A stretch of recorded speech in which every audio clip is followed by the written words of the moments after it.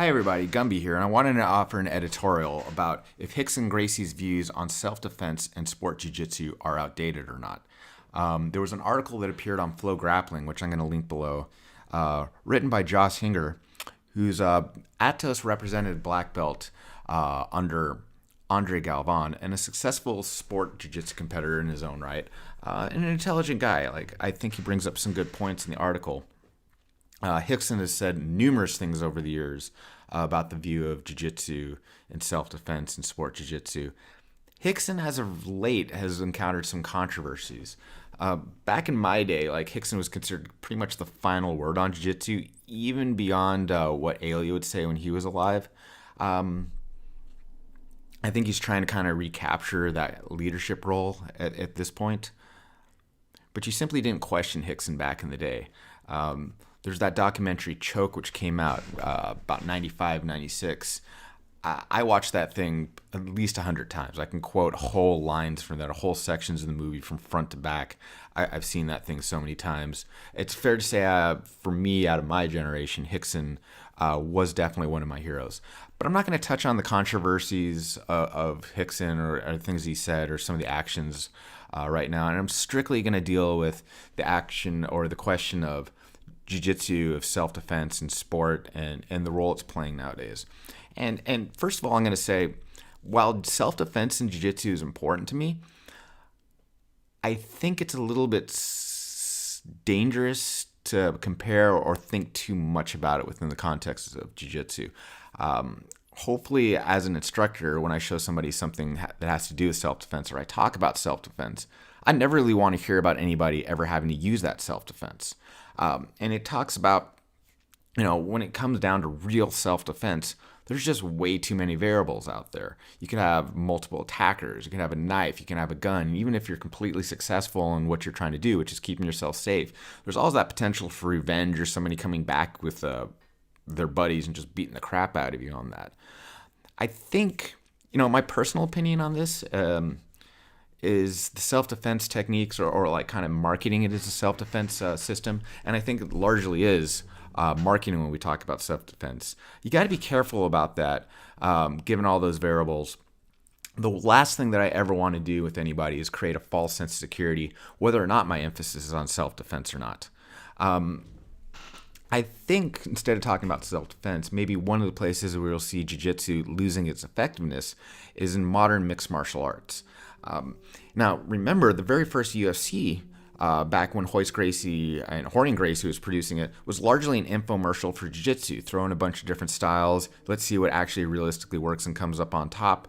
Jiu-jitsu is successful, and I think it's a large reason why a lot of us do jiu-jitsu today. Nowadays, mixed martial arts has kind of evolved past that. You can argue, I think it's no argument that jiu-jitsu by itself is less effective within mixed martial art. You might make an argument because of the rules, the regulations, the time limit, the fact that everybody knows some jiu-jitsu right now and it's not anything necessarily special that would make you that. But I would also say possibly because of the rise of sports jiu-jitsu and the training mindset that some folks have, that one of the reasons why mixed martial arts and jiu-jitsu has become a little bit less effective is I think jiu-jitsu folks are a little bit too willing to give up good position in exchange for submissions, which are getting harder to pull off. I think the style for mixed martial arts these days are wrestling, because wrestling definitely cares a bit more about the positions. Now, you can make an argument could a wrestler fight off their back? That may be a good argument right there, but can you put a wrestler on their back to be effective in that is another case. I think that kind of positional dominance and the ability to impose your will on that is probably even more of an issue within the development of sport jiu-jitsu versus self-defense than the whole idea of can I deal with strikes or not. Back in my day when we came up, when I entered the Rickson Gracie Academy back in 96, we did actually have to deal with strikes. We had slap training, working from the guard. We had takedown drills where one person had a boxing glove on. So that type of style isn't really anything new to me. I've often said that my jiu-jitsu, personally, whether it's sport jiu-jitsu gi, if you take the gi off, if you wanted to go MMA, if you wanted to go self-defense, my mindset doesn't really change a whole lot between all of those. Like, yeah, obviously the tools change, but my personal mindset doesn't change a whole lot. I would actually make another argument going on with sport jiu-jitsu, if you don't have any interest in self-defense and mixed martial arts, that in certain cases, if you train specifically for sport jiu-jitsu, if you train specifically for certain rule sets, you'll get that false sense of security. You could put yourself in trouble too. The lack of slams, if you go up in the air, I see people, I tell my students all the time, like, it's not that I don't trust my opponent or a partner. I don't put myself in situations that I don't trust. And if I'm not connected to the ground, I'm not very happy about that. I'm going to make my way back down to the ground again. Or the lack of heel hooks in a lot of training right now. We should, if you want to make the argument that jiu-jitsu is like, well, we don't want to deal with strikes and all that, you should be able to deal with different types of grappling situations. Just to say, like, why ignore 50% of the body? But, we should at the very least be versed in all kinds of grappling situations. But let me go back in a little bit and talk about, like, Rickson. And again, this isn't a personal thing on him, but you do have to separate the man from the myth a little bit.